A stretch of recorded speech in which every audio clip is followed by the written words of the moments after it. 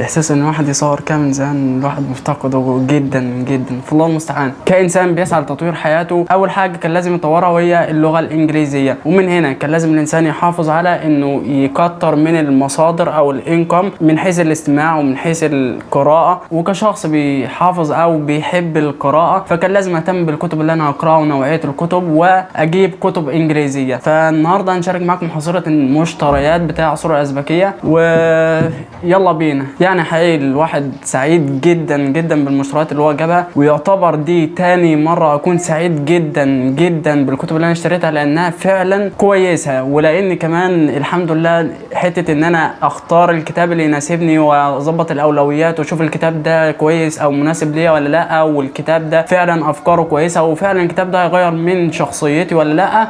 فالحمد لله وصلت لمرحله كويسه وانا راضي عنها. اول حاجه واول عاده لازم نظبطها عشان نبدا يوم كويس ويوم انتاجي جميل جدا، كان لازم نظبط حكايه النوم، ومن هنا يجي اهميه كتاب اسرار النوم. الكتاب ده من مجله عالم المعرفه، تاليف واحد اسمه الكسندر بوربلي، ترجمه الدكتور احمد عبد العزيز سلامه. مجله عالم المعرفه من الكتب او من المجلات اللي بتجيب او بتسرد الحاجه بتتكلم عنها من تاريخها والاسامي بالنسبه للغات او العوالم الثانيه، بتجيب الحاجات من البدايه، بدايه من اسم الحاجه ديت. يعني مثلا لو هنا في الكتاب بيتكلم عن اسرار النوم فبيجيب لك النوم والاسامي باللغات الاجنبيه الثانيه اللاتينيه وغيرها وغيرها وغيرها. وكمان بيتكلم عن النوم نفسه، بيتكلم بقى بيقعد يسرد ازاي الانسان يحافظ على النوم ويغير حياته من النوم. وده كان لازم عشان نظبط يوم انتاجي كويس كان لازم نجيب اسرار النوم، فده اول كتاب جبناه. والحقيقه ده الكتاب الوحيد العربي اللي الواحد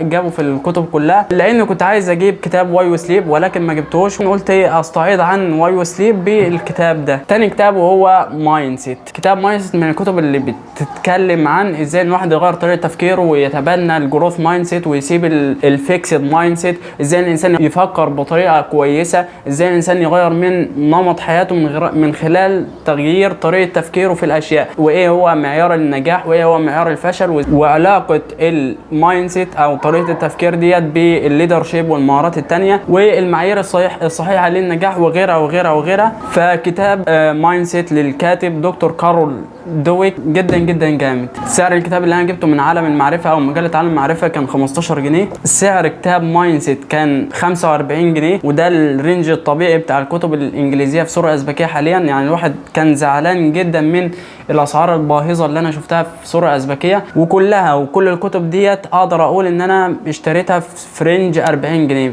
المتوسط بتاعها، في كتب 45 في كتب 50 وهكذا، وديت حاجه زعلتني قوي. وتاني حاجه عايز اتكلم عنها وهي الفونت نفسه. فونت الكتب نفسها جدا جدا ضيق، وده بيعمل ازمه في ازاي ان الواحد هيقرا الخط ده، وازاي ان انا مثلا هعمل هايلايتس على الحاجه اللي انا عايز اخدها او الكتب اللي انا عايز اقتبسه من الكتاب ده. فكل الطبعات الجديده للاسف كلها خطها صغير والسطور ضيقه، مفيش فراغ مثلا ان الواحد يكتب فيه، وده بهدف انهم يخلوا الكتاب في نفس الحجم ده، يوفر عليهم في الطباعه، ممكن يكون بتكلفه اقل شويه. ولكن انا بصراحه من النوع اللي هو مش ممكن يضحي قوي لدرجه ان هو يتعب عينيه، فانا زعلان قوي من سوره ازبكيه ان هو وصل للمرحله ديت. تالت كتاب هو ذا ماجيك اوف ثينكينج بيج، ازاي ان الواحد يفكر بتفكير كبير. كاتب الكتاب اسمه ديفيد جي كوارتز. الكتاب ده بيتكلم عن ازاي الانسان يطور من طريقه تفكيره، وازاي ان هو يخلي عنده بيج جولز، اهداف كبيره تستحق التعب، بحيث انه لما تيجي تحط الاهداف حطها عند النجوم عشان لو ما وصلتش للنجوم توصل للقمر.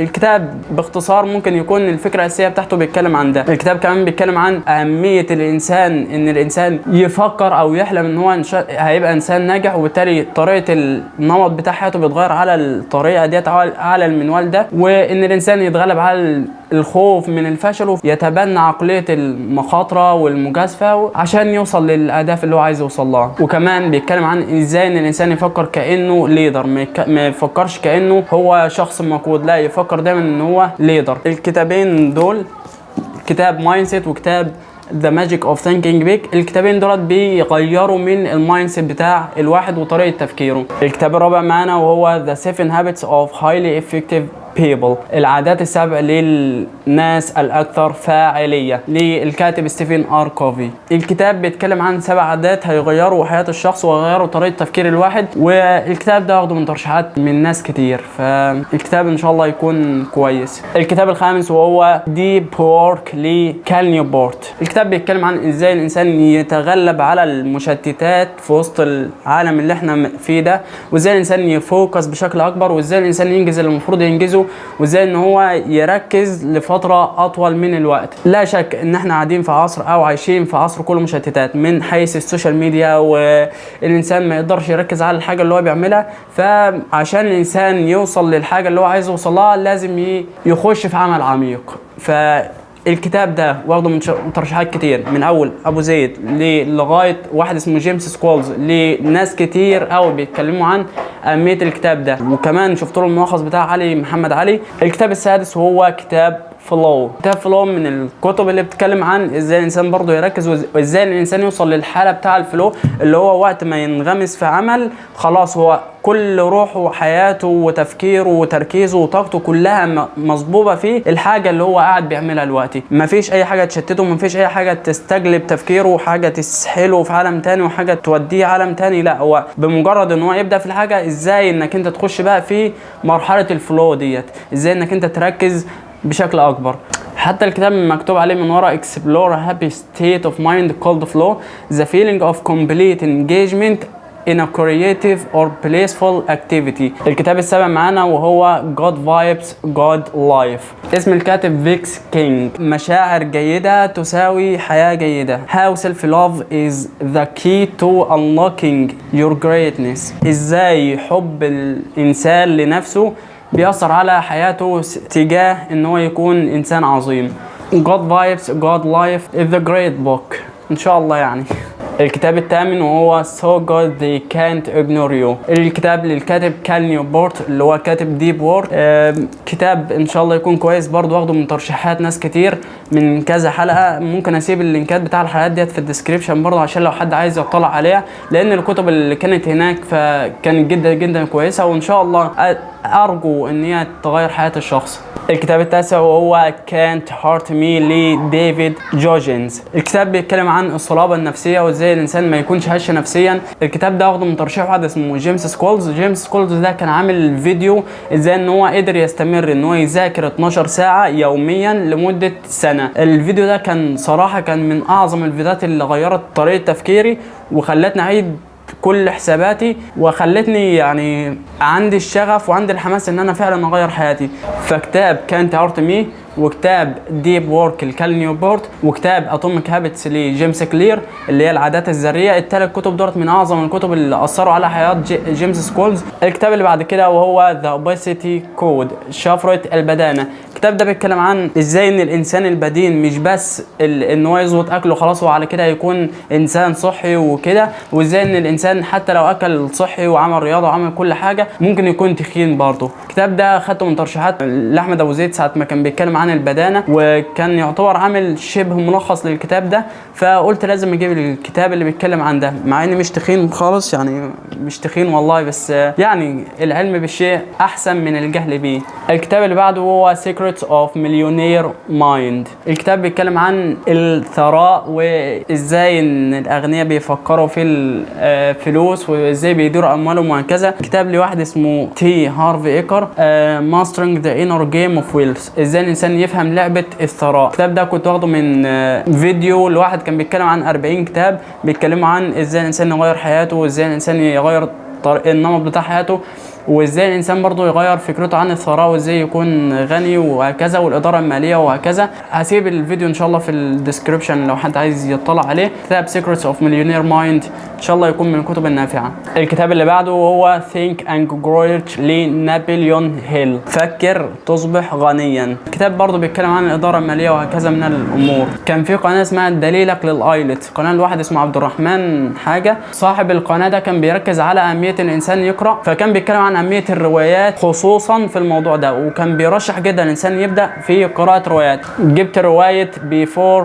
the Coffee get cold قبل أن تبرد القهوة. واحدة اسمه توشيكازو هواجو كاي. الرواية ديت عبارة عن 3 أجزاء، يعني كنوع من دفع الملل بقى اللي ممكن يصاب من تجاه الكتب ديت، فكان لازم الروايات. فبس دي كل الكتب اللي انا جبتها واللي انا ارنو ان هي اخد منها الفايده المرجوه وان انا فعلا اغير حياتي ان شاء الله. ديت هتكون الانطلاقه من رحله تغيير حياتي وتغيير نمط حياتي وتغيير طريقه تفكيري. كنت عايز اجيب كتب تانية زي اتوميك هابتس وريتش داد بور داد، ولكن الكتب دي لوحدها دخلت في رينج 600 جنيه. الكتب غاليه في سوريا الازبكيه وغاليه جدا قوي، وسوريا الازبكيه من الاماكن اللي ما بقتش الصراحه ليها المذاق بتاع زمان. ما عدتش احب انزل سوريا الازبكيه تاني او انزله كتير. اولا الاسعار غاليه، كنت بسال على كذا حاجه زي كافكا على الشاطئ، حرافيش، والجريمه والعقاب الجزء الاول والثاني، والحاجات اللي انا كنت حاططها في دماغي ديت من زمان، بس حرفيا اسعارها طلعت غاليه. يعني مثلا الجريمه والعقاب كانوا 180 جنيه، الحرافيش كانت داخله برضه في 80 جنيه، كافكا على الشاطئ برضه كانت عامله 80 جنيه. فالاسعار عامه في سوريا الازبكيه مؤخرا بقت غاليه جدا غاليه جدا، وده يخلي الواحد يتجه فعلا لانه يشتري الكتب الاصليه. هي غاليه ولكن شايف انها افضل. ثانيا الكواليتي بتاع الكتب ما بقتش احسن حاجه. ثالثا حته ان الفونت بقى صغير والسطور بقت ضيقه، وعشان يقللوا حجم الكتاب ديت بقت حاجه ممله جدا وحاجه قمه التخلف اللي ممكن يحصل ان الانسان يوصل للمرحله ديت. يعني انا مش هضر عيني عشان حاجه زي كده ايا كانت، حتى لو ده عشان التكلفه بتاع الكتب هتقل، بس عيني اهم من الفلوس. رابع حاجه معامله الناس ما كانتش الطف حاجه المره دي، والصراحه سوريا الازبكيه ما عادش زي الاول. ولكن يعني خلينا سعداء بالمشتريات اللي احنا جبناها ديت، واستنونا في حلقات جايه ان شاء الله نتكلم بقى عن ازاي ان الانسان بقى طريقه تفكيره ابتدت تتغير، وازاي ان الانسان يقدر يستفيد من الكتب ديت، وهو وصل لايه، وايه ريفيوهات للكتب ديت، وايه الكتب اللي فعلا جامده واللي انا استفاد منها ان شاء الله. انا شايفهم كلهم ان شاء الله وده يعني ايه توقع كبير قوي، ولكن اعتقد ان الكتب ديت قد التوقع ده. يعني الانسان هيحاول بقى ان هو يمسك الايام اللي جايه عن شراء الكتب بقى، وان شاء الله يعني حاطط هدف من الاهداف ان انا ما اشتريش كتب الايام اللي جايه او الاشهر اللي جايه لغايه ما يجي ان شاء الله معرض الكتاب. الواحد يستثمر بقى في ان هو يقرا الكتب ديت ويستفيد منها وينتفع منها اقصى استفاده، وان شاء الله راجعين بالايام اللي جايه بحلقات جامده جدا ان شاء الله، انتظروها. ولو ما عملتش بقى سبسكرايب يا ريت يعني تدوس لايك، ادعس لايك كده وانت نازل، مش هتخسر حاجه. تنساش تعمل لايك على الفيديو وتعمل سبسكرايب برضو لو الفيديو عجبك. ولو عجبك نوع المحتوى ده نحب نقول لك انك نورت القناه، وان شاء الله تكون قناه نافعه ليك ولينا. لو عندك اي تعليق او اي كومنت او اي كتاب عايز تضيفه مثلا، او شايف ان في كتاب مثلا اثر على حياتك، فيا ريت تشاركوا معانا برضو في كومنت. واستنونا في الحلقه القادمه، والسلام عليكم ورحمه الله وبركاته.